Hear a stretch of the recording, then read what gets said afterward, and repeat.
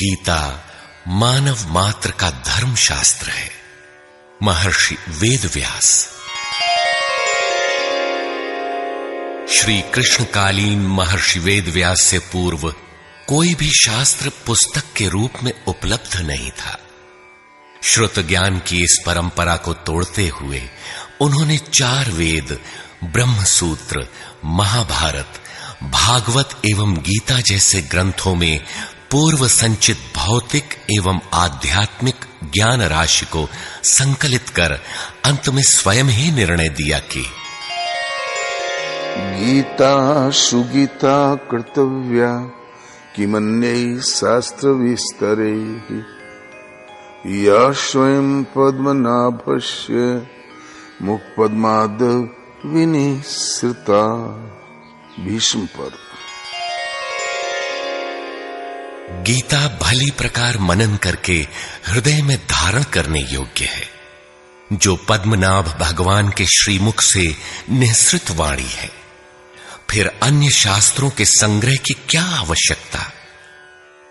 मानव सृष्टि के आदि में भगवान श्री कृष्ण के श्रीमुख से निःसृत अविनाशी योग अर्थात श्रीमद् भगवद गीता, जिसकी विस्तृत व्याख्या वेद और उपनिषद है, विस्मृति आ जाने पर उसी आदि शास्त्र को भगवान श्री कृष्ण ने अर्जुन के प्रति पुनः प्रकाशित किया, जिसकी यथावत व्याख्या यथार्थ गीता है। एकम शास्त्रम देवकी पुत्र गीतम एको देवो देवकी पुत्रेव एको मंत्र तस्य नामानि यानि कर्माप्येकम तस्य देवस्य सेवा। गीता महात्म्य। अर्थात एक ही शास्त्र है जो देवकी पुत्र भगवान ने श्रीमुख से गायन किया। गीता एक ही प्राप्त करने योग्य देव है।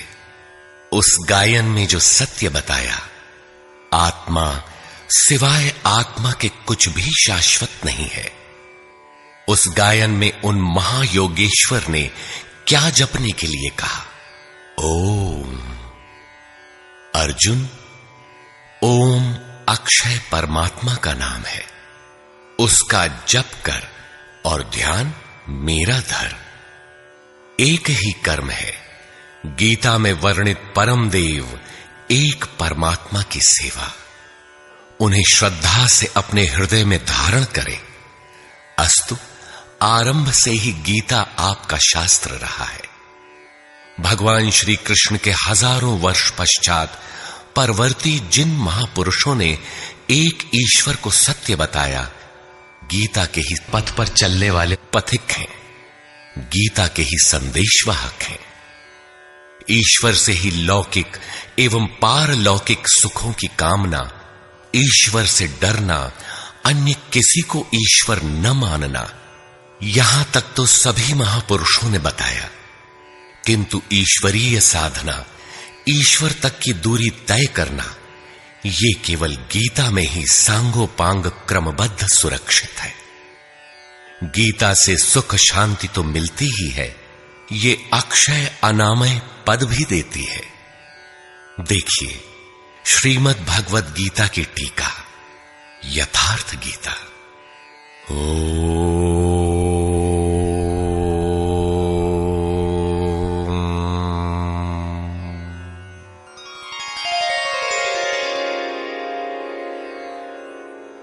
धर्म सिद्धांत 1। सभी प्रभु के पुत्र। ममैवांशो जीवलोके जीवभूतः सनातनः मनः षष्ठानीन्द्रियाणि प्रकृतिस्थानि कर्षति। सभी मानव ईश्वर की संतान है, मेरे विशुद्ध अंश हैं। मानव तन की सार्थकता। किम पुनर्ब्राह्मणा पुण्या भक्ता राजर्षयस्तथा अनित्यमसुखं लोकम् इमं प्राप्य भजस्व माम्। सुख रहित क्षण भंगुर किंतु दुर्लभ मानव तन को पाकर मेरा भजन कर, अर्थात भजन का अधिकार मनुष्य शरीरधारी को है। मनुष्य की केवल दो जाति, द्वौ भूत सर्गौ लोकेस्मिन् दैव आसुर एव च। दैवो विस्तरशः प्रोक्त आसुरं पार्थ मे शृणु। मनुष्य केवल दो प्रकार के हैं, देवता और असुर। जिसके हृदय में दैवी संपत्ति कार्य करती है वो देवता है, तथा जिसके हृदय में आसुरी संपत्ति कार्य करती है वो असुर है। तीसरी कोई अन्य जाति सृष्टि में नहीं है। हर कामना ईश्वर से सुलभ। त्रैविद्या मां सोमपाः पूतपापाः यज्ञैरिष्ट्वा स्वर्गतिं प्रार्थयन्ते। ते पुण्यमासाद्य सुरेन्द्रलोकम् अश्नन्ति दिव्यान् दिवि देवभोगान्। मुझे भजकर लोग स्वर्ग तक की कामना करते हैं, मैं उन्हें देता हूं। अर्थात सब कुछ एक परमात्मा से सुलभ है। भगवान की शरण से पापों का नाश। अपि चेदसि पापेभ्यः सर्वेभ्यः पापकृत्तमः सर्वं ज्ञानप्लवेनैव वृजिनं सन्तरिष्यसि। संपूर्ण पापियों से अधिक पाप करने वाला भी ज्ञान रूपी नौका द्वारा निस्संदेह पार हो जाएगा। ज्ञान अध्यात्मज्ञान नित्यत्वं तत्त्वज्ञानार्थदर्शनम् एतज्ज्ञानमिति प्रोक्तम् अज्ञानं यदतोऽन्यथा। आत्मा के आधिपत्य में आचरण, तत्व के अर्थ रूप मुझ परमात्मा का प्रत्यक्ष दर्शन ज्ञान है, और इसके अतिरिक्त जो कुछ भी है अज्ञान है। अतः ईश्वर की प्रत्यक्ष जानकारी ही ज्ञान है। भजन का अधिकार सबको। अपि चेत् सुदुराचारो भजते मामनन्यभाक् साधुरेव समन्तव्यः सम्यग् व्यवसितो हि सः।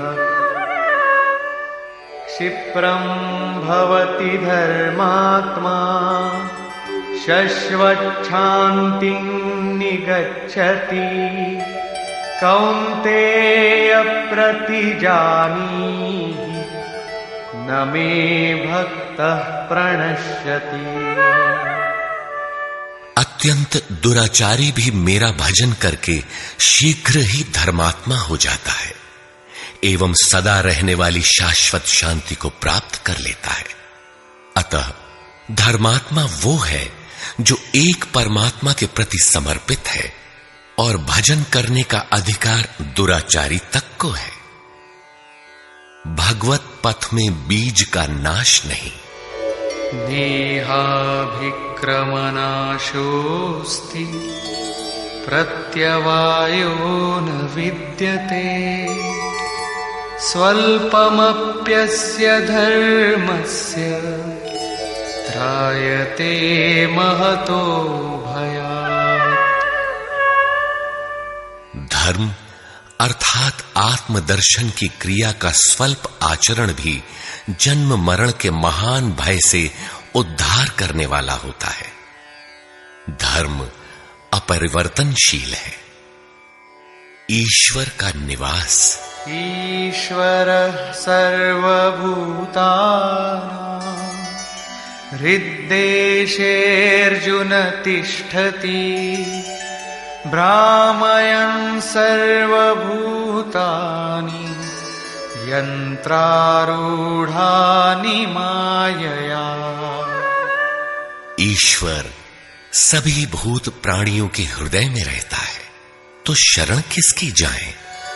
तमेव शरणं गच्छ सर्वभावेन भारत तत्प्रसादात् परां शान्तिं स्थानं प्राप्स्यसि शाश्वतम्।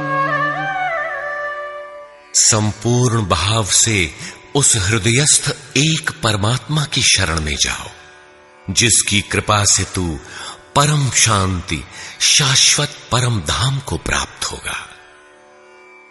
यज्ञ।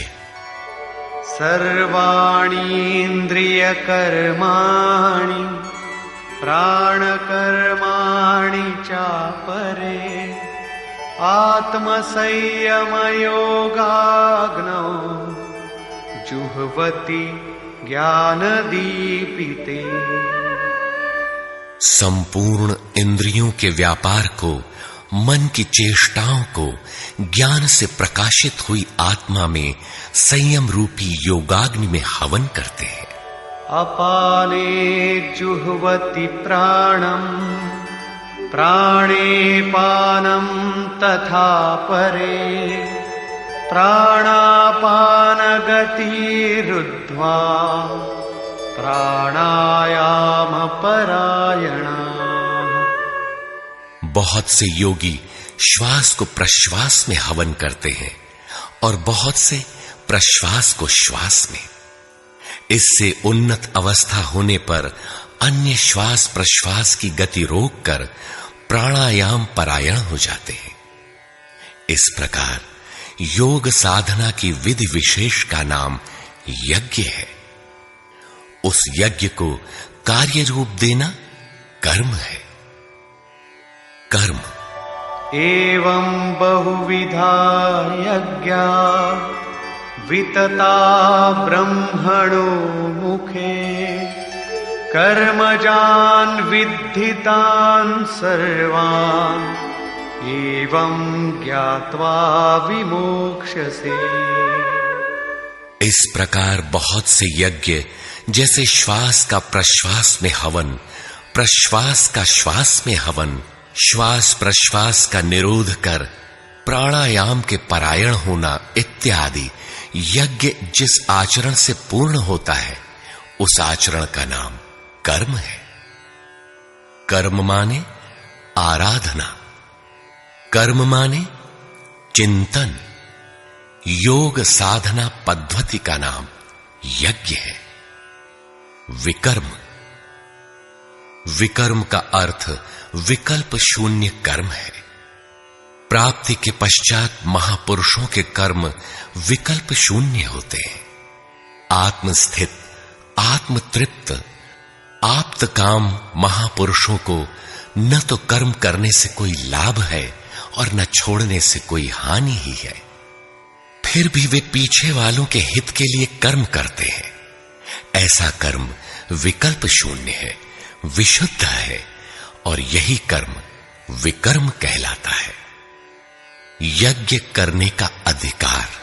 यज्ञशिष्टामृत भुजो यान्ति ब्रह्म सनातनम् नायं लोकोऽस्त्य यज्ञस्य कुतोऽन्यः कुरु सत्तम। यज्ञ न करने वालों को दोबारा मनुष्य शरीर भी नहीं मिलता। अर्थात यज्ञ करने का अधिकार उन सब को है जिन्हें मनुष्य शरीर मिला है। ईश्वर देखा जा सकता है। भक्त्या त्वनन्यया शक्य अहमेवं विधोऽर्जुन ज्ञातुं द्रष्टुं च तत्त्वेन प्रवेष्टुं च परन्तप। अनन्य भक्ति के द्वारा मैं प्रत्यक्ष देखने, जानने तथा प्रवेश करने के लिए भी सुलभ हूं। आश्चर्यवत् पश्यति कश्चिदेनम् आश्चर्यवद् वदति तथैव चान्यः आश्चर्यवच्चैनमन्यः शृणोति श्रुत्वाप्येनं वेद न चैव कश्चित्। इस अविनाशी आत्मा को कोई विरला ही आश्चर्य की तरह देखता है, आश्चर्य की तरह उपदेश करता है, और कोई विरला ही इसे आश्चर्य की तरह सुनता है। अर्थात ये प्रत्यक्ष दर्शन है। आत्मा ही सत्य है, सनातन है। अच्छेद्योऽयमदाह्योऽयम् अक्लेद्यो शोष्य एव च नित्यः सर्वगतः स्थाणुः अचलोऽयं सनातनः। ये आत्मा सर्वव्यापक, अचल, स्थिर रहने वाला और सनातन है। आत्मा ही सत्य है। विधाता और उससे उत्पन्न सृष्टि नश्वर है। आब्रह्म भुवनाल्लोकाः पुनरावर्तिनोऽर्जुन मामुपेत्य तु कौन्तेय पुनर्जन्म न विद्यते। ब्रह्मा और उससे निर्मित सृष्टि, देवता और दानव दुखों की खानी, क्षणभंगुर और नश्वर है, किंतु मेरा भक्त कभी नष्ट नहीं होता। भजन एक परमात्मा का करना चाहिए। देव पूजा। कामैस्तैस्तैर्हितज्ञानाः प्रपद्यन्तेऽन्यदेवताः तन्तन्नियममास्थाय प्रकृत्या नियताः स्वया। कामनाओं से जिनकी बुद्धि आक्रांत है, ऐसे मूढ़ बुद्धि ही परमात्मा के अतिरिक्त अन्य देवताओं की पूजा करते हैं। येऽप्यन्यदेवता भक्ता यजन्ते श्रद्धयान्विताः तेऽपि मामेव कौन्तेय यजन्त्यविधिपूर्वकम्। देवताओं को पूजने वाला मेरी ही पूजा करता है, किंतु वह पूजन अविधि पूर्वक है, इसलिए नष्ट हो जाता है। यजन्ते सात्विका देवान् यक्षरक्षांसि राजसाः प्रेतान् भूतगणांश्चान्ये यजन्ते तामसा जनाः।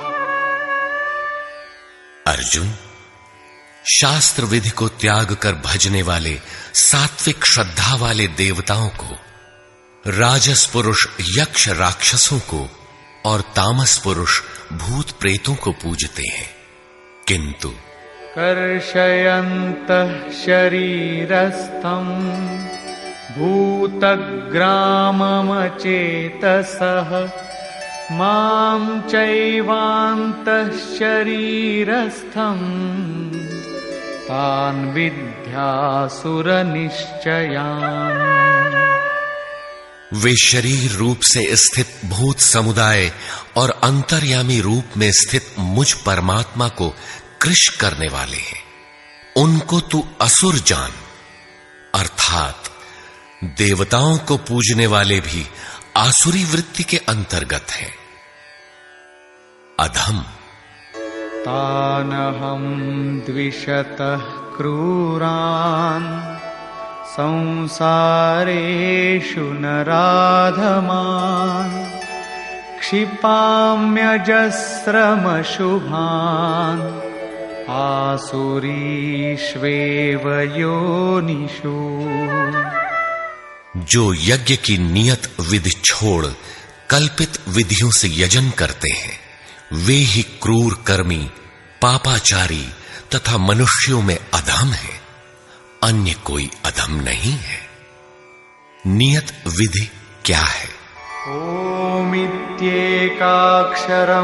ब्रह्म व्याहरन् मामनुस्मरन् यः प्रयाति त्यजन् देहं स याति परमां गतिम्।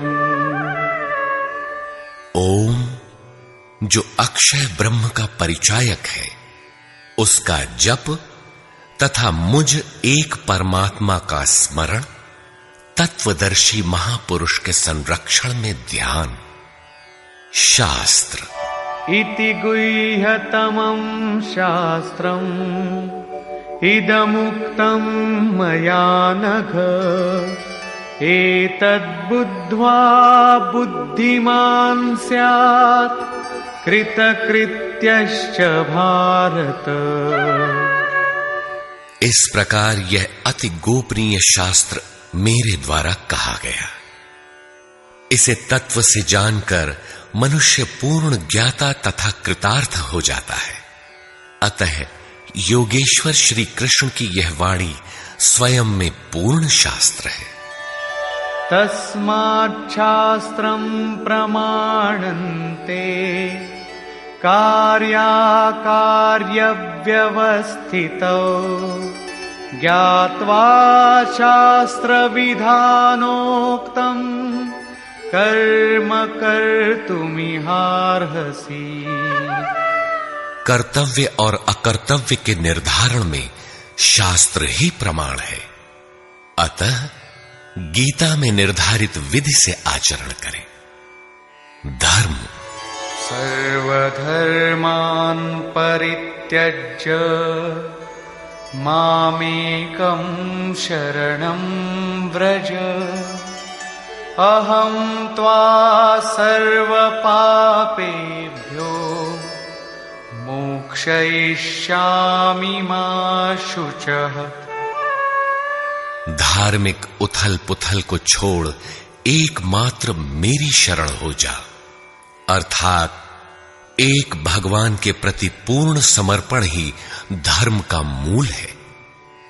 उस प्रभु को पाने की नियत विधि का आचरण ही धर्माचरण है, और जो उसे करता है वो अत्यंत पापी भी शीघ्र धर्मात्मा हो जाता है। धर्म प्राप्त कहां से करें? ब्रह्मणो हि प्रतिष्ठाहम् अमृतस्याव्ययस्य च शाश्वतस्य च धर्मस्य सुखस्यैकान्तिकस्य च।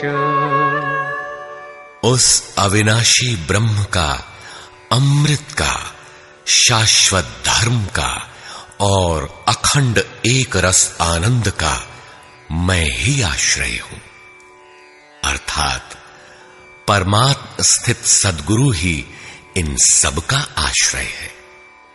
नोट: विश्व के सारे धर्मों की सत्य धारा एक ईश्वर गीता का ही प्रसारण है।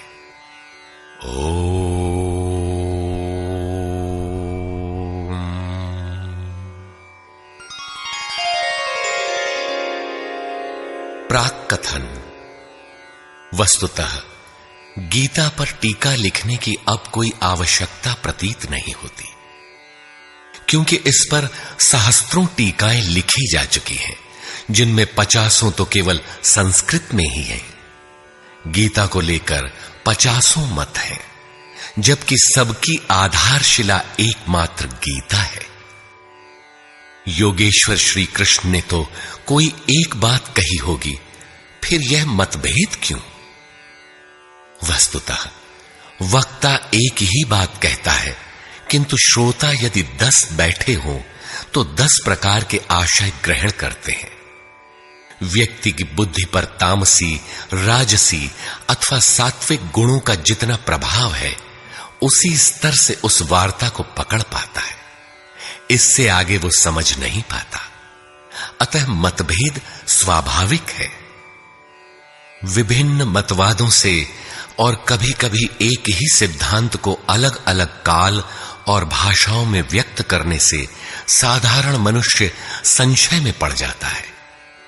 बहुत सी टीकाओं के बीच वह सत्य धारा भी प्रवाहित है, किंतु शुद्ध अर्थ वाली एक टीका हजारों टीकाओं के बीच रख दी जाए तो उनमें यह पहचानना कठिन हो जाता है कि यथार्थ कौन है। वर्तमान काल में गीता की बहुत सी टीकाएं हो गई हैं।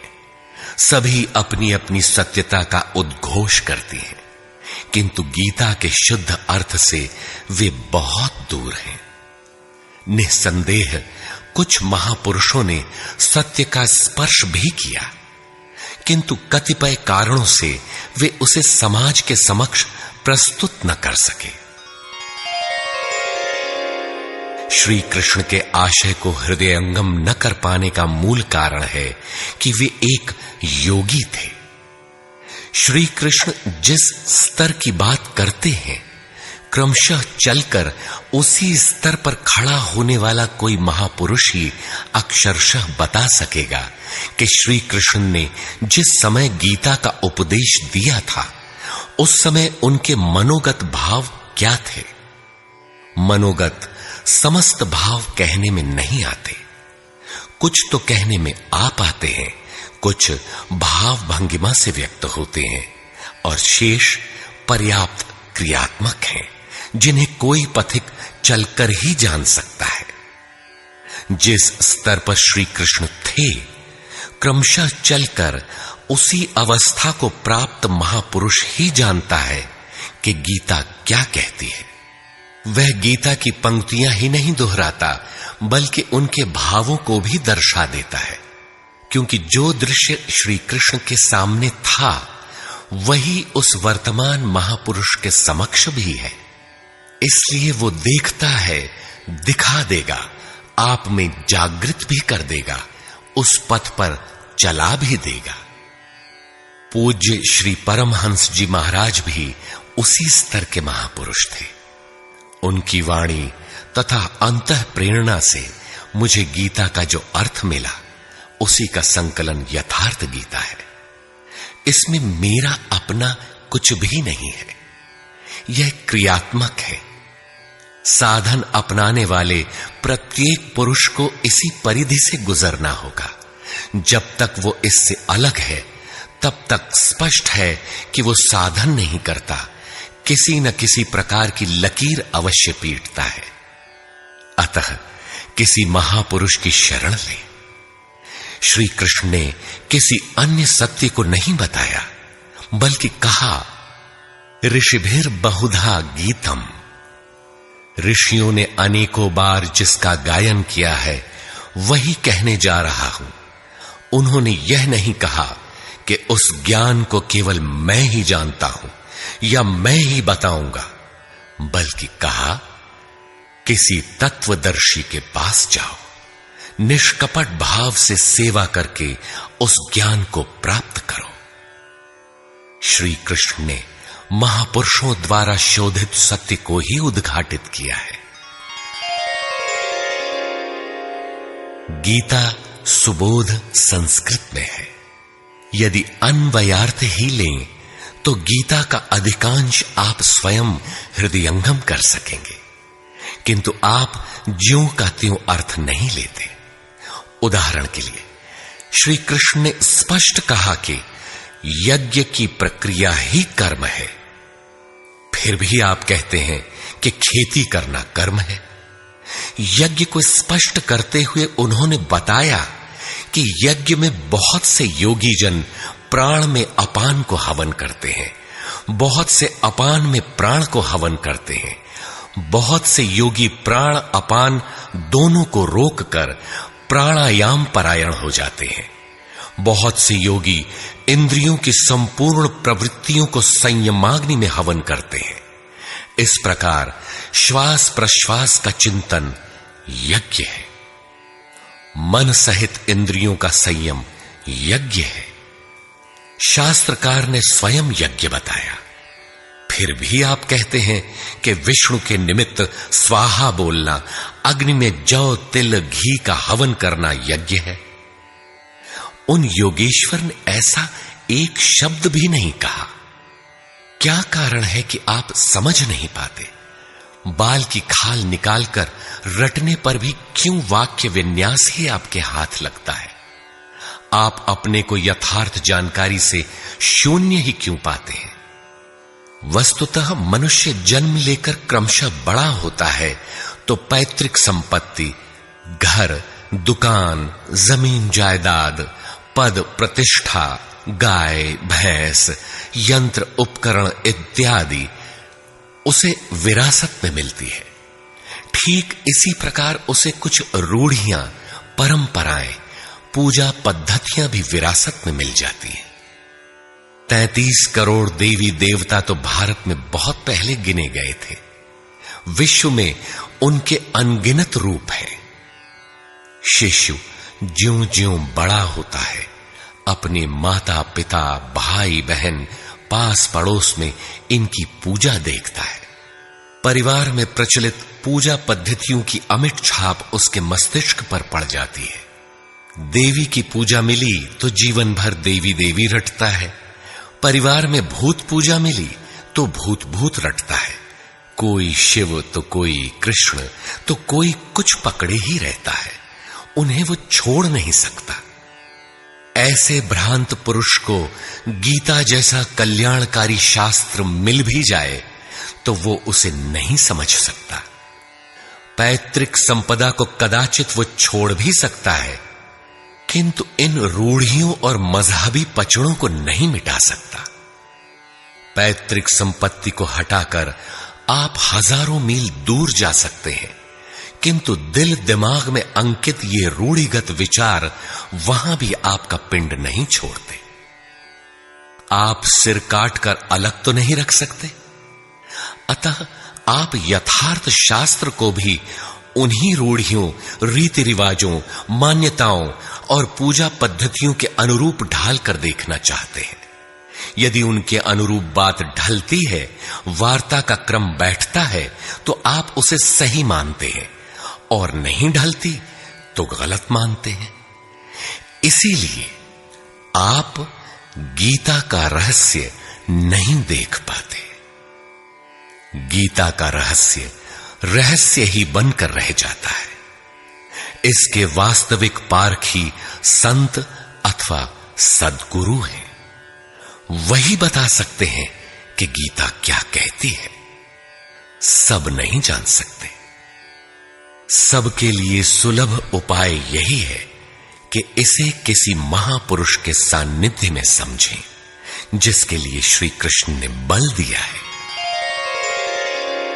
गीता किसी विशिष्ट व्यक्ति, जाति, वर्ग, पंथ, देश काल या किसी रूढ़िग्रस्त संप्रदाय का ग्रंथ नहीं है, बल्कि यह सार्वलौकिक, सार्वकालिक धर्म ग्रंथ है।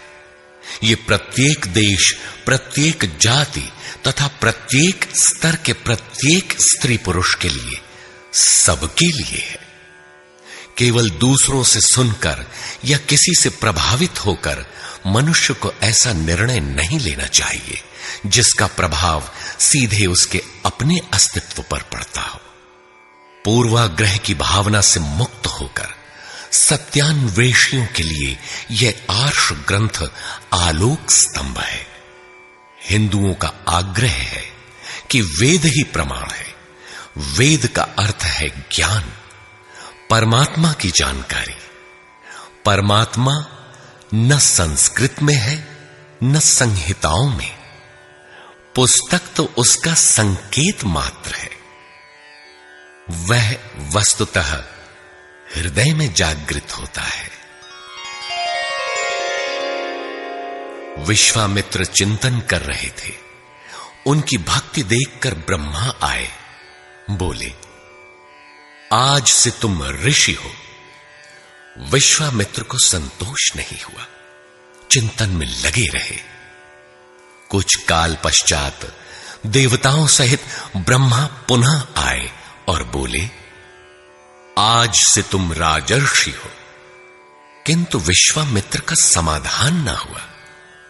वे अनवरत चिंतन में लगे रहे। ब्रह्मा दैवी संपदाओं के साथ पुनः आए और बताया कि आज से तुम महर्षि हुए। विश्वामित्र ने कहा, नहीं, मुझे जितेंद्रिय ब्रह्मर्षि कहें। ब्रह्मा ने कहा, अभी तुम जितेंद्रिय नहीं हो। विश्वामित्र पुनः तपस्या में लग गए। उनके मस्तिष्क से तपस्या की आभा निकलने लगी। तब देवताओं ने ब्रह्मा से निवेदन किया। ब्रह्मा उसी प्रकार विश्वामित्र से बोले, अब तुम ब्रह्मर्षि हो। विश्वामित्र ने कहा, यदि मैं ब्रह्मर्षि हूं तो वेद हमारा वरण करे। वेद विश्वामित्र के हृदय में उतर आया। जो तत्व विदित नहीं था, विदित हो गया।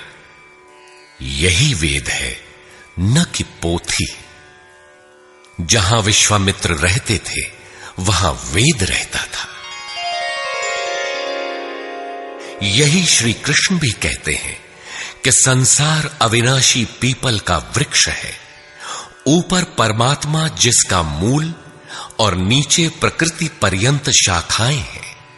जो इस प्रकृति का अंत करके परमात्मा को विदित कर लेता है, वह वेदवित है। अर्जुन, मैं भी वेदवित हूं। अतः प्रकृति के प्रसार और अंत के साथ परमात्मा की अनुभूति का नाम वेद है। यह अनुभूति ईश्वर प्रदत्त है। इसलिए वेद को अपौरुषेय कहा जाता है। महापुरुष अपौरुषेय होते हैं। उनके माध्यम से परमात्मा ही बोलता है। वे परमात्मा के संदेश प्रसारक अर्थात ट्रांसमीटर हो जाते हैं। केवल शब्द ज्ञान के आधार पर उनकी वाणी में निहित यथार्थ को परखा नहीं जा सकता। उन्हें वही जान पाता है जिसने क्रियात्मक पथ से चलकर इस अपौरुषेय स्थिति को पाया हो, जिसका पुरुष अर्थात अहं परमात्मा में विलीन हो चुका हो। वस्तुतः वेद अपौरुषेय है, किंतु बोलने वाले 100-150 महापुरुष ही थे। उन्हीं की वाणी का संकलन वेद कहलाता है। किंतु जब शास्त्र लिखने में आ जाता है तो सामाजिक व्यवस्था के नियम भी उसके साथ लिख दिए जाते हैं। महापुरुष के नाम पर जनता उनका भी पालन करने लगती है, यद्यपि धर्म से उनका दूर का भी संबंध नहीं रहता। आधुनिक युग में मंत्रियों के आगे पीछे घूमकर साधारण नेता भी अधिकारियों से अपना काम करा लेते हैं, जबकि मंत्री ऐसे नेताओं को जानते भी नहीं। इसी प्रकार सामाजिक व्यवस्थाकार महापुरुष की ओट में जीने खाने की व्यवस्था भी ग्रंथों में लिपिबद्ध कर देते हैं। उनका सामाजिक उपयोग तत्सामयिक ही होता है। वेदों के संबंध में भी यही है। वेद के 2 भाग हैं, कर्मकांड और ज्ञान कांड। कर्मकांड समाज शास्त्र है, जैसे वास्तुशास्त्र, आयुर्वेद, धनुर्वेद, गंधर्व वेद इत्यादि। ज्ञान कांड उपनिषद है। उनका भी मूल योगेश्वर श्री कृष्ण की प्रथम वाणी गीता है। सारांशत गीता अपौरुषेय परमात्मा से समुद्भूत उपनिषद सुधा का सार सर्वस्व है। इसी प्रकार प्रत्येक महापुरुष जो परम तत्व को प्राप्त कर लेता है, स्वयं में धर्म ग्रंथ है। उसकी वाणी का संकलन विश्व में कहीं भी हो, शास्त्र कहलाता है। किंतु कतिपय धर्मावलंबियों का यह कथन है कि जितना कुरान में लिखा है उतना ही सच है। अब कुरान नहीं उतरेगा। ईसा मसीह पर विश्वास किए बिना स्वर्ग नहीं मिल सकता। वह ईश्वर का इकलौता बेटा था। अब ऐसा महापुरुष नहीं हो सकता। उनकी रूढ़िवादिता है। यदि उसी तत्व को साक्षात कर लिया जाए तो वही बात फिर होगी। गीता सार्वभौम है। धर्म के नाम पर प्रचलित विश्व के समस्त धर्म ग्रंथों में गीता का स्थान अद्वितीय है। यह स्वयं में धर्मशास्त्र ही नहीं बल्कि अन्य धर्म ग्रंथों में निहित सत्य का मानदंड भी है। गीता वह कसौटी है जिस पर प्रत्येक धर्म ग्रंथ में अनुस्यूत सत्य अनावृत हो उठता है। परस्पर विरोधी कथनों का समाधान निकल आता है। प्रत्येक धर्म ग्रंथ में संसार में जीने खाने की कला और कर्म कांडों का बाहुल्य है। जीवन को आकर्षक बनाने के लिए उन्हें करने तथा न करने के रोचक भयानक वर्णनों से धर्म ग्रंथ भरे पड़े हैं। कर्म कांडों की इसी परंपरा को जनता धर्म समझने लगती है। जीवन निर्वाह की कला के लिए निर्मित पूजा पद्धतियों में देश काल और परिस्थितियों के अनुसार परिवर्तन स्वाभाविक है। धर्म के नाम पर समाज में कलह का यही एकमात्र कारण है। गीता इन क्षणिक व्यवस्थाओं से ऊपर उठकर आत्मिक पूर्णता में प्रतिष्ठित करने का क्रियात्मक अनुशीलन है, जिसका एक भी श्लोक भौतिक जीवन यापन के लिए नहीं है। इसका प्रत्येक श्लोक आपसे आंतरिक युद्ध आराधना की मांग करता है। तथाकथित धर्म ग्रंथों की भांति यह आपको स्वर्ग या नर्क के द्वंद्व में फंसाकर नहीं छोड़ता, बल्कि उस अमरत्व की उपलब्धि कराता है जिसके पीछे जन्म मृत्यु का बंधन नहीं रह जाता। प्रत्येक महापुरुष की अपनी शैली और कुछ अपने विशिष्ट शब्द होते हैं। योगेश्वर श्री कृष्ण ने भी गीता में कर्म, यज्ञ, वर्ण, वर्ण संकर, युद्ध, क्षेत्र, ज्ञान इत्यादि शब्दों पर बार बार बल दिया है। इन शब्दों का अपना आशय है और पुनरावृत्ति में भी इनका अपना सौंदर्य है। हिंदी रूपांतरण में इन शब्दों को उसी आशय में लिया गया है तथा आवश्यक स्थलों की व्याख्या भी की गई है। गीता के आकर्षण निम्नलिखित प्रश्न हैं, जिनका आशय आधुनिक समाज खो चुका है। वे इस प्रकार हैं जिन्हें यथार्थ गीता में आप पाएंगे। श्री कृष्ण एक योगेश्वर थे। सत्य, आत्मा ही सत्य है। सनातन, आत्मा सनातन है, परमात्मा सनातन है। सनातन धर्म परमात्मा से मिलाने वाली क्रिया है। युद्ध दैवी एवं आसुरी संपदाओं का संघर्ष युद्ध है। ये अंतःकरण की दो प्रवृत्तियां हैं। इन दोनों का मिटना परिणाम है। युद्ध स्थान, यह मानव शरीर और मन सहित इंद्रियों का समूह युद्ध स्थल है। ज्ञान, परमात्मा की प्रत्यक्ष जानकारी ज्ञान है। योग, संसार के संयोग वियोग से रहित अव्यक्त ब्रह्म के मिलन का नाम योग है। ज्ञान योग, आराधना ही कर्म है। अपने पर निर्भर होकर कर्म में प्रवृत्त होना ज्ञान योग है। निष्काम कर्म योग, इष्ट पर निर्भर होकर समर्पण के साथ कर्म में प्रवृत्त होना निष्काम कर्म योग है। श्री कृष्ण ने किस सत्य को बताया? श्री कृष्ण ने उसी सत्य को बताया जिसको तत्वदर्शियों ने पहले देख लिया था और आगे भी देखेंगे। यज्ञ साधना की विधि विशेष का नाम यज्ञ है। कर्म यज्ञ को कार्य रूप देना ही कर्म है। वर्ण आराधना की एक ही विधि जिसका नाम कर्म है, जिसको 4 श्रेणियों में बांटा है, वही 4 वर्ण है। ये एक ही साधक का ऊंचा नीचा स्तर है, न कि जाति। वर्ण संकर परमात्म पथ से च्युत होना, साधन में भ्रम उत्पन्न हो जाना वर्ण संकर है। मनुष्य की श्रेणी अंतःकरण के स्वभाव के अनुसार मनुष्य 2 प्रकार का होता है, एक देवताओं जैसा, दूसरा असुरों जैसा। यही मनुष्य की 2 जातियां हैं जो स्वभाव द्वारा निर्धारित हैं, और यह स्वभाव घटता बढ़ता रहता है।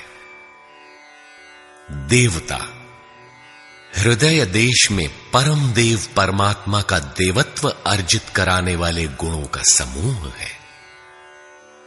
वाह्य देवताओं की पूजा कामनाओं से जिनकी बुद्धि आक्रांत है, ऐसे अविवेकी और मूढ़ बुद्धि की देन है।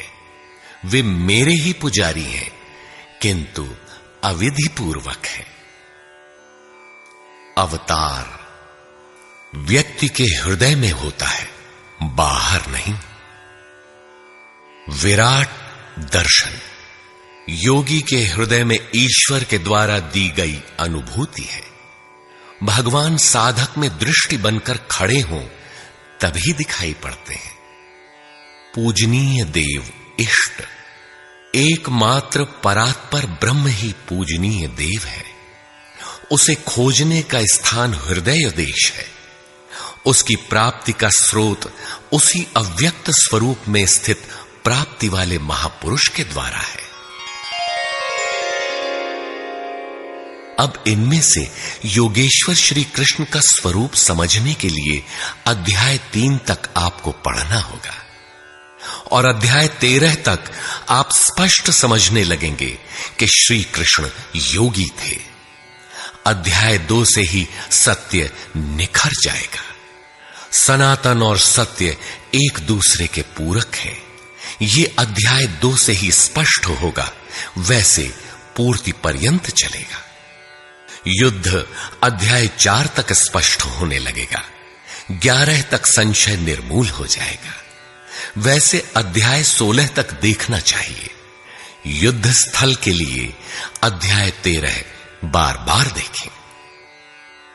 ज्ञान अध्याय 4 से स्पष्ट होगा तथा अध्याय 13 में भली प्रकार समझ में आएगा कि प्रत्यक्ष दर्शन का नाम ज्ञान है। योग अध्याय 6 तक आप समझ सकेंगे। वैसे पूर्ति पर्यंत योग के विभिन्न अंशों की परिभाषा है। ज्ञान योग अध्याय 3 से 6 तक स्पष्ट हो जाएगा। आगे देखने की कोई विशेष आवश्यकता नहीं है। निष्काम कर्म योग अध्याय 2 से आरंभ होकर पूर्ति पर्यंत है। यज्ञ आप अध्याय 3 से 4 तक पढ़ें, स्पष्ट हो जाएगा। कर्म का नाम अध्याय 2/39 में प्रथम बार लिया गया है। इसी श्लोक से अध्याय 4 तक पढ़ लें तो स्पष्ट हो जाएगा कि कर्म का अर्थ आराधना भजन क्यों है। अध्याय 16 और 17 यह विचार स्थिर कर देता है कि यही सत्य है। वर्ण संकर अध्याय 3 में और अवतार अध्याय 4 में स्पष्ट हो जाएगा। वर्ण व्यवस्था के लिए अध्याय 18 देखना होगा। वैसे संकेत अध्याय 3 और 4 में भी है। मनुष्य की देवासुर जातियों के लिए अध्याय 16 द्रष्टव्य है। विराट दर्शन अध्याय 10 से 11 तक स्पष्ट हो गया है। अध्याय 7, 9 और 15 में भी इस पर प्रकाश डाला गया है।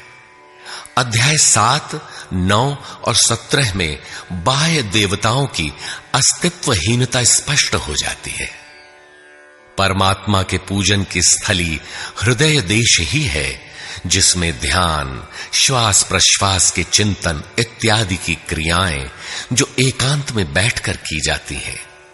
अध्याय 3, 4, 6 और 18 में स्पष्ट है।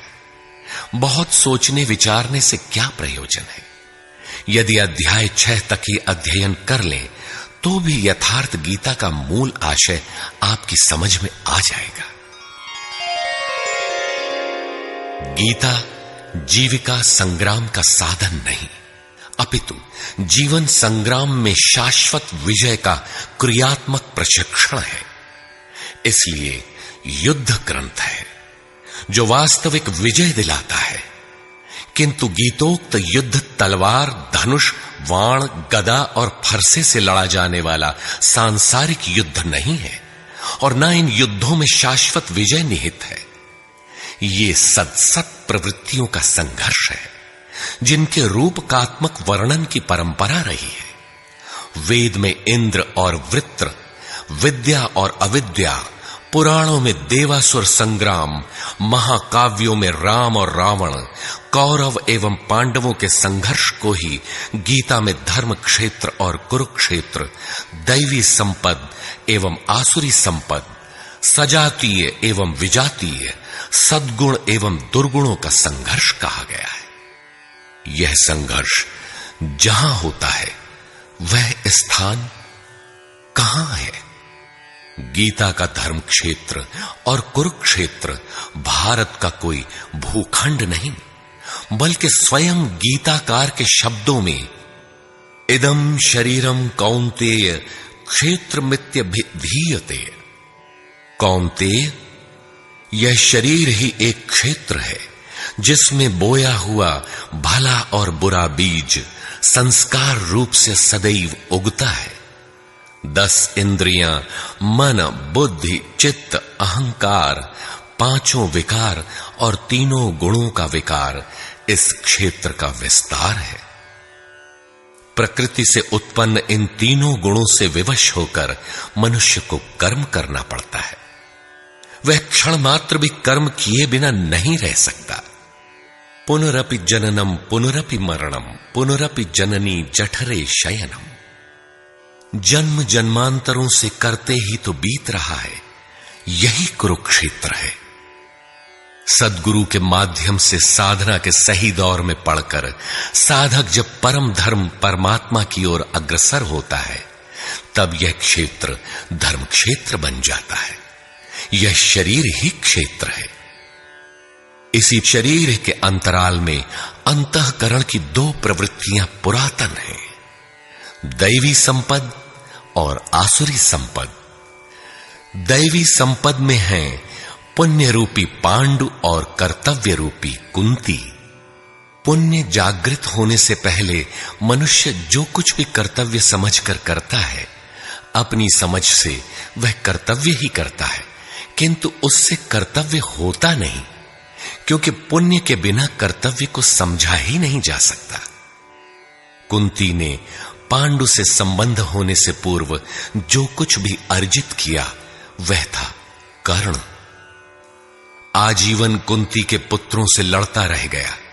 पांडवों का दुर्धर्ष शत्रु यदि कोई था तो वह था कर्ण। विजातीय कर्म ही कर्ण है, जो बंधनकारी है, जिससे परंपरागत रूढ़ियों का चित्रण होता है। पूजा पद्धतियां पिंड नहीं छोड़ती। पुण्य जागृत होने पर धर्म रूपी युधिष्ठिर, अनुराग रूपी अर्जुन, भाव रूपी भीम, नियम रूपी नकुल, सत्संग रूपी सहदेव, सात्विकता रूपी सात्यकी, काया में सामर्थ्य रूपी काशीराज, कर्तव्य के द्वारा भव पर विजय कुंती भोज इत्यादि इष्टोन्मुखी मानसिक प्रवृत्तियों का उत्कर्ष होता है, जिनकी गणना 7 अक्षौहिणी है। अक्ष दृष्टि को कहते हैं। सत्यमयी दृष्टिकोण से जिसका गठन है वह है दैवी संपद। परम धर्म परमात्मा तक की दूरी तय कराने वाली ये 7 सीढ़ियां, 7 भूमिकाएं हैं, न कि कोई गणना विशेष। वस्तुतः ये प्रवृत्तियां अनंत हैं। दूसरी ओर है कुरुक्षेत्र, जिसमें 10 इंद्रियां और 1 मन 11 अक्षौहिणी सेना है। मन सहित इंद्रियमयी दृष्टिकोण से जिसका गठन है वह है आसुरी संपद, जिसमें है अज्ञान रूपी धृतराष्ट्र, जो सत्य को जानते हुए भी अंधा बना रहता है। उसकी सहचारिणी है गांधारी, इंद्रिय आधार वाली प्रवृत्ति। इनके साथ हैं मोह रूपी दुर्योधन, दुर्बुद्धि रूपी दुःशासन, विजातीय कर्म रूपी कर्ण, भ्रम रूपी भीष्म, द्वैत के आचरण रूपी द्रोणाचार्य, आसक्ति रूपी अश्वत्थामा, विकल्प रूपी विकर्ण, अधूरी साधना में कृपा के आचरण रूपी कृपाचार्य, और इन सब के बीच जीव रूपी विदुर है, जो रहता है अज्ञान में, किंतु दृष्टि सदैव पांडवों पर है। पुण्य से प्रवाहित प्रवृत्ति पर है, क्योंकि आत्मा परमात्मा का शुद्ध अंश है। इस प्रकार आसुरी संपद भी अनंत है। क्षेत्र एक ही है, यह शरीर, इसमें लड़ने वाली प्रवृत्तियां 2 हैं। एक प्रकृति में विश्वास दिलाती है, नीच अधम योनियों का कारण बनती है, तो दूसरी परम पुरुष परमात्मा में विश्वास और प्रवेश दिलाती है। तत्वदर्शी महापुरुष के संरक्षण में क्रमशः साधन करने पर दैवी संपत्ति का उत्कर्ष और आसुरी संपत्ति का सर्वथा शमन हो जाता है। जब कोई विकार ही नहीं रहा, मन का सर्वथा निरोध और निरुद्ध मन का भी विलय हो जाता है, तो दैवी संपत्ति की आवश्यकता समाप्त हो जाती है। अर्जुन ने देखा कि कौरव पक्ष के अनंतर पांडव पक्ष के योद्धा भी योगेश्वर में समाहित हो रहे हैं। पूर्ति के साथ दैवी संपत्ति भी विलीन हो जाती है। अंतिम शाश्वत परिणाम निकल आता है। इसके पश्चात महापुरुष यदि कुछ करता है तो केवल अनुयायियों के मार्गदर्शन के लिए ही करता है। लोक संग्रह की इसी भावना से महापुरुषों ने सूक्ष्म मनोभावों का वर्णन उन्हें ठोस स्थूल रूप देकर किया है। गीता छंदोबद्ध है, व्याकरण सम्मत है, किंतु इसके पात्र प्रतीकात्मक हैं। अमूर्त योग्यताओं के मूर्त रूप मात्र है। गीता के आरंभ में 30-40 पात्रों का नाम लिया गया है, जिनमें आधे सजातीय हैं, आधे विजातीय। कुछ पांडव पक्ष के हैं, कुछ कौरव पक्ष के। विश्व रूप दर्शन के समय इनमें से 4-6 नाम पुनः आए हैं, अन्यथा संपूर्ण गीता में इन नामों की चर्चा तक नहीं है। एकमात्र अर्जुन ही ऐसा पात्र है जो आरंभ से अंत तक योगेश्वर के समक्ष है। वह अर्जुन भी केवल योग्यता का प्रतीक है, न कि व्यक्ति विशेष। गीता के आरंभ में अर्जुन सनातन कुल धर्म के लिए विकल है, किंतु योगेश्वर श्री कृष्ण ने इसे अज्ञान बताया और निर्देश दिया कि आत्मा ही सनातन है, शरीर नाशवान है, इसलिए युद्ध कर। इस आदेश से यह स्पष्ट नहीं होता कि अर्जुन कौरवों को ही मारे। पांडव पक्ष के भी शरीरधारी ही तो थे, दोनों ओर संबंधी ही तो थे। संस्कारों पर आधारित शरीर क्या तलवार से काटने पर समाप्त हो सकेगा? जब शरीर नाशवान है, जिसका अस्तित्व है ही नहीं, तो अर्जुन कौन था? श्री कृष्ण किसकी रक्षा में खड़े थे? क्या किसी शरीरधारी की रक्षा में खड़े थे? श्री कृष्ण ने कहा, जो शरीर के लिए परिश्रम करता है वह पापायु मूढ़ बुद्धि पुरुष व्यर्थ ही जीता है। यदि श्री कृष्ण किसी शरीरधारी की रक्षा में खड़े हैं, तब तो वे भी मूढ़ बुद्धि हैं, व्यर्थ ही जीने वाले हैं। वस्तुतः अनुराग ही अर्जुन है, अनुरागी के लिए महापुरुष सदैव खड़े हैं। अर्जुन शिष्य था और श्री कृष्ण एक सद्गुरु थे। विनयावनत होकर उसने कहा, धर्म के मार्ग में मोहित चित्त मैं आपसे पूछता हूं, जो श्रेय अर्थात परम कल्याणकारी हो वह उपदेश मेरे प्रति कहिए। अर्जुन श्रेय चाहता था, प्रेय अर्थात भौतिक पदार्थ नहीं। केवल कहिए ही नहीं, साधिए, संभालिए। मैं आपका शिष्य हूं, आपकी शरण में हूं।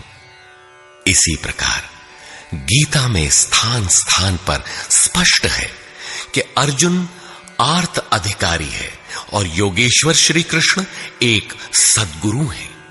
वे सद्गुरु अनुरागी के साथ सदैव रहते हैं, उनका मार्गदर्शन करते हैं। जब भावुकतावश कोई व्यक्ति पूज्य महाराज जी के पास रहने का आग्रह करने लगता है, तब वे कहा करते थे, जाओ, शरीर से कहीं रहो, मन से मेरे पास आते रहो। प्रातः सायं राम शिव ओम किसी 1, 2, 2.5 अक्षर के नाम का जाप करो और मेरे स्वरूप का हृदय में ध्यान धरो। 1 मिनट भी स्वरूप पकड़ लोगे तो जिसका नाम भजन है वो मैं तुम्हें दूंगा। इससे अधिक पकड़ने लगोगे तो हृदय से रथी बनकर सदैव तुम्हारे साथ रहूंगा। जब सुरत पकड़ में आ जाती है तो इसके बाद महापुरुष इतना ही पास में रहते हैं जितना हाथ, पांव, नाक, कान इत्यादि आपके पास है। आप हजारों किलोमीटर दूर क्यों ना हो, वह सदैव समीप है।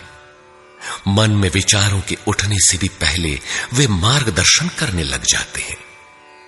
अनुरागी के हृदय में वह महापुरुष सदैव आत्मा से अभिन्न होकर जागृत रहते हैं। अर्जुन अनुराग का प्रतीक है। गीता के 11वें अध्याय में योगेश्वर श्री कृष्ण का ऐश्वर्य देखने पर अर्जुन अपनी क्षुद्र त्रुटियों के लिए क्षमा याचना करने लगा। श्री कृष्ण ने क्षमा किया और याचना के अनुरूप सौम्य स्वरूप में आकर कहा, अर्जुन, मेरे स्वरूप को न पहले किसी ने देखा है और न भविष्य में कोई देख सकेगा। तब तो गीता हम लोगों के लिए व्यर्थ है, क्योंकि उस दर्शन की योग्यताएं अर्जुन तक सीमित रह गईं। जबकि उसी समय संजय देख रहा था, पहले भी उन्होंने कहा, बहुत से योगी जन ज्ञान रूपी तप से पवित्र होकर मेरे साक्षात स्वरूप को प्राप्त कर चुके हैं। अंततः वे महापुरुष कहना क्या चाहते हैं? वस्तुतः अनुराग ही अर्जुन है, जो आपके हृदय की भावना विशेष है। अनुराग विहीन पुरुष न कभी पूर्व में देख सका है और न ही अनुराग विहीन पुरुष भविष्य में कभी देख सकेगा। मिले ही न रघुपति बिनु अनुरागा, किए जोग तब ज्ञान बिरागा। अतः अर्जुन एक प्रतीक है। यदि प्रतीक नहीं है तो गीता का पीछा छोड़ दें। गीता आपके लिए नहीं है, क्योंकि उस दर्शन की योग्यता अर्जुन तक ही सीमित रह गई। अध्याय के अंत में योगेश्वर निर्णय देते हैं, अर्जुन, अनन्य भक्ति और श्रद्धा द्वारा मैं इस प्रकार प्रत्यक्ष देखने के लिए, अर्थात जैसा तूने देखा, तत्व से स्पष्ट जानने के लिए और प्रवेश करने के लिए भी सुलभ हूं। अनन्य भक्ति अनुराग का ही दूसरा रूप है और यही अर्जुन का स्वरूप भी है। अर्जुन पथिक का प्रतीक है। इस प्रकार गीता के पात्र प्रतीकात्मक हैं, यथा स्थान उनका संकेत है। रहे हो कोई ऐतिहासिक श्री कृष्ण और अर्जुन, निश्चय ही हुआ हो कोई विश्व युद्ध, किंतु गीता में भौतिक युद्ध का चित्रण कदापि नहीं है। उस ऐतिहासिक युद्ध के मुहाने पर घबराया तो था अर्जुन, न कि सेना। सेना तो लड़ने को तैयार खड़ी थी। क्या गीता का उपदेश देकर श्री कृष्ण ने सव्यसाची अर्जुन को सेना की योग्यता का बनाया? वस्तुतः साधन लिखने में नहीं आता, सब कुछ पढ़ लेने के बाद भी चलना शेष ही रहता है। यही प्रेरणा यथार्थ गीता है।